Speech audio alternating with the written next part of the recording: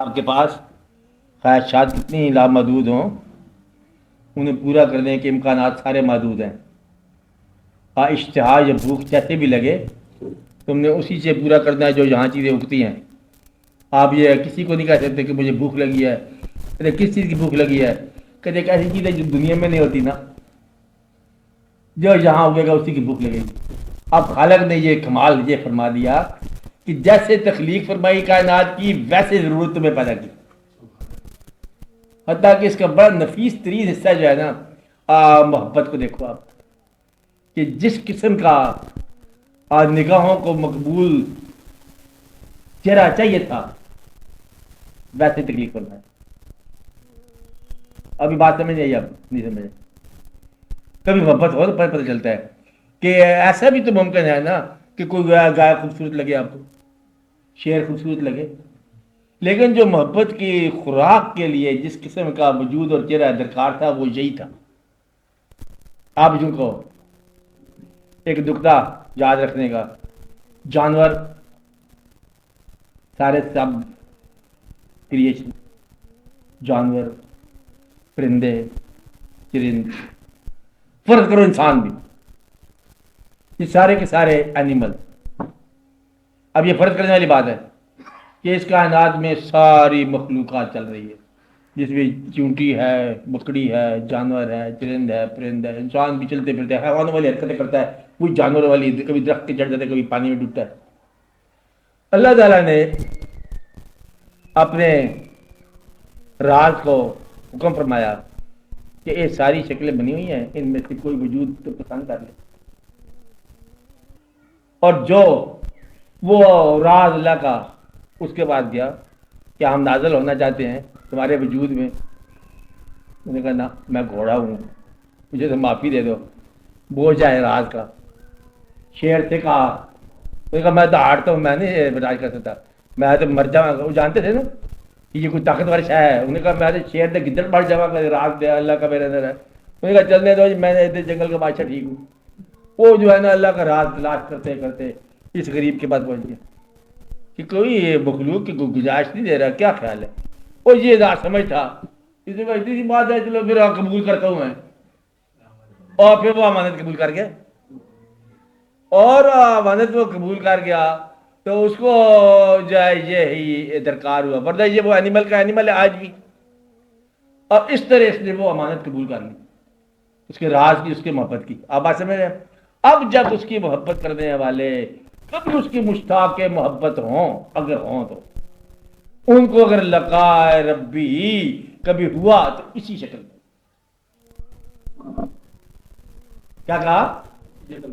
اگر ہوا تو اسی شکل میں ہوا۔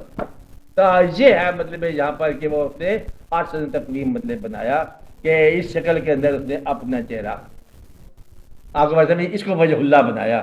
اگر تمہاری نگاہ میں تمنائے وجہ اللہ ہو تو یہی ہے لقائے وجہ، پھر وہ یہی چہرہ ہے، پھر یہی قبول ہے۔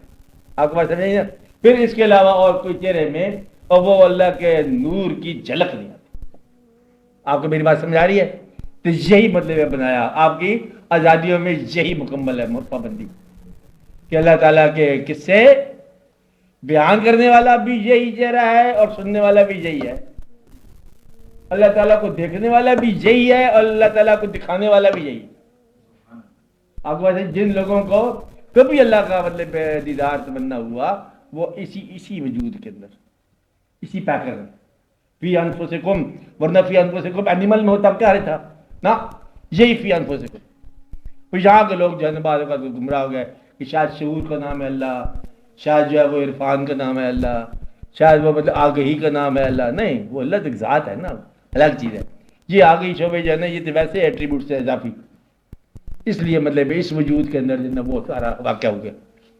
اب اگر آپ کو کبھی محبت ہو جائے، فرض کرو اللہ تعالیٰ سے، اللہ کے لیے، پھر آپ دیکھو گے کہ آپ کے پرابلم نہیں رہتے۔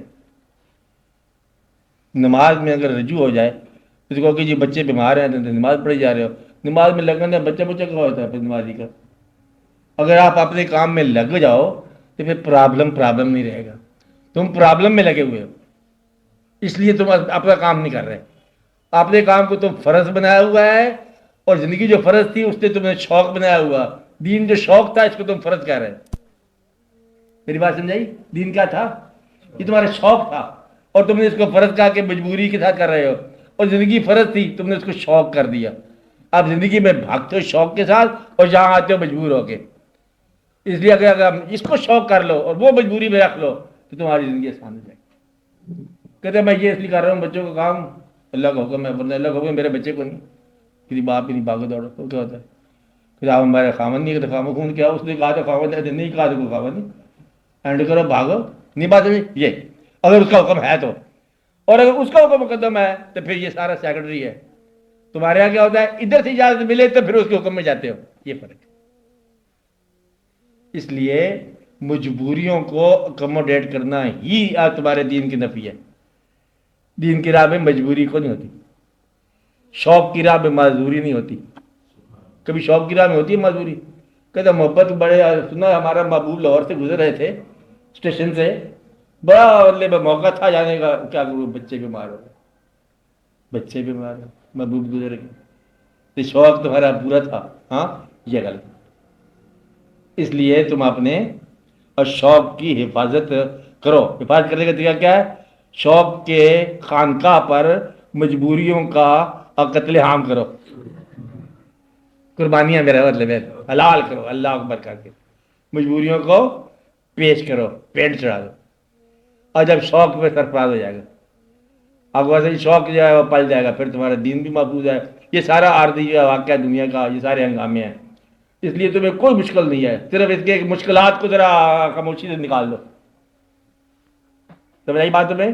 کیا کرنا ہے؟ جن کو تم مشکلات کہہ رہے ہو آسانی سے نکال دو.